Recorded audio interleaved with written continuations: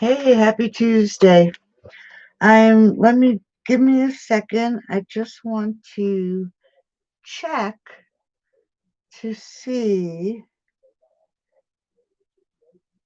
whether this is playing mirrored or is it's facing the right direction. So give me 1 second. I may have to stop and try it again. I noticed this the last time I wanted to go live, and I think the stream is running backwards.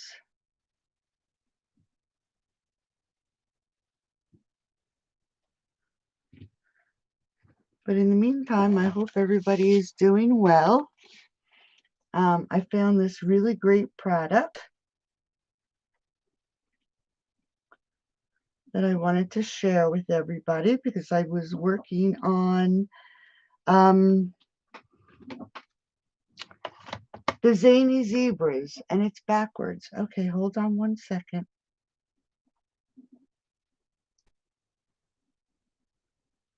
And I can't seem to find.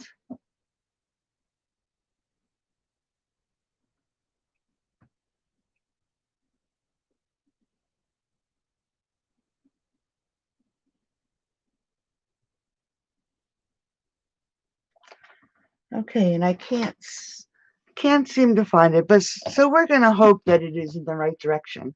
But I was working on the Zany Zebras, and while I was working on creating this carousel, you can see I have my little zebra on the outside, and then for the inside, I wanted the zebra to actually also face in the other direction. And I knew there was a way for me to reverse stamp, and I tried all the different techniques that I could. I used acetate.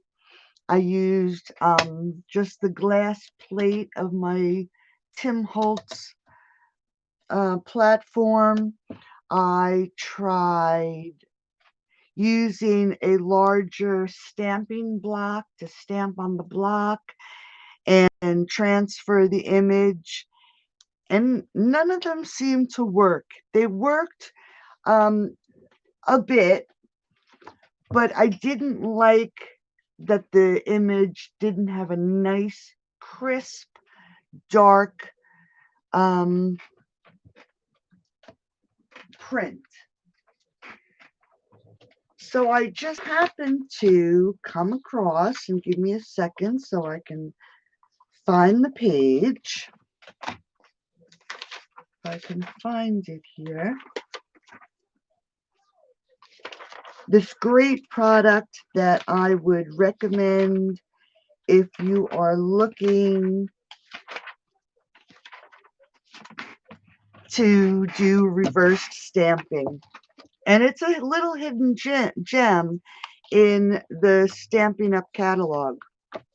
It's on page 162, and it is right here. This little square, and the light is probably, but can you see this little dark square behind the stamping seal?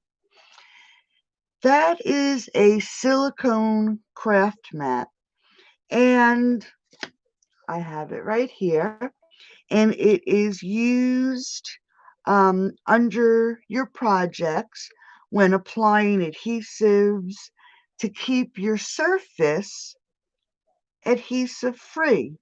It's also great when you're doing embossing with paste, like our shimmery paste, shimmering white embossing paste. That's what it's great for too. But I actually found that if you use this pad, let me just grab a stamp pad here, and you ink up your image, make sure you have a good amount of ink on your stamp, And if you stamp directly onto this mat and make sure you don't move it around, but you give it a nice, good stamp. So you transfer as much ink as you can onto this silicone sheet and lift it straight off. You see his hair really got really good.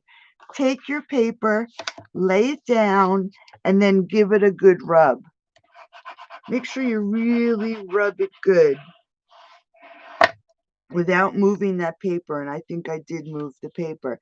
And if you lift it off, you get a fair, and actually you can see he got a lot of ink on the top of his mane.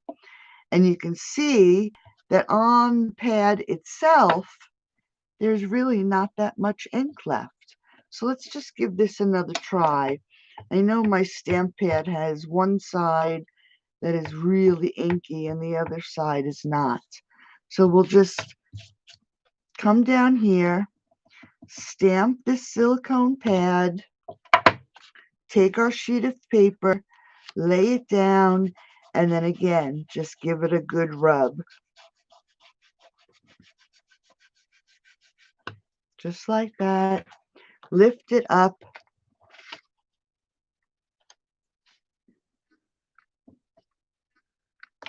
And this little guy, as you can see, he faces to the left. Now he faces to the right. And looking at these, the stamping is incredibly close.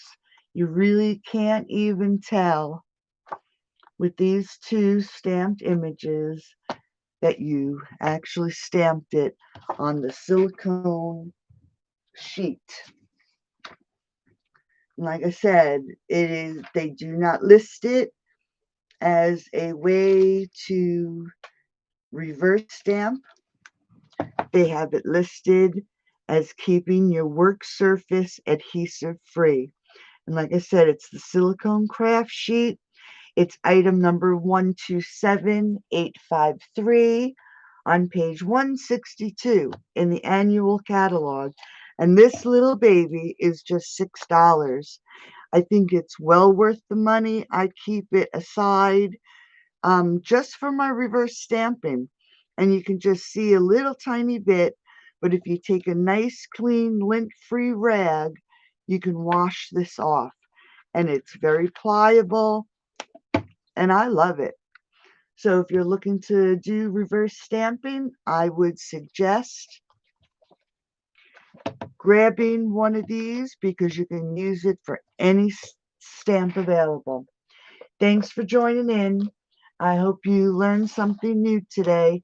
And you can head over to galfridaystamping.com to see all the creations that I've made over the last year. Have a great day. Bye-bye.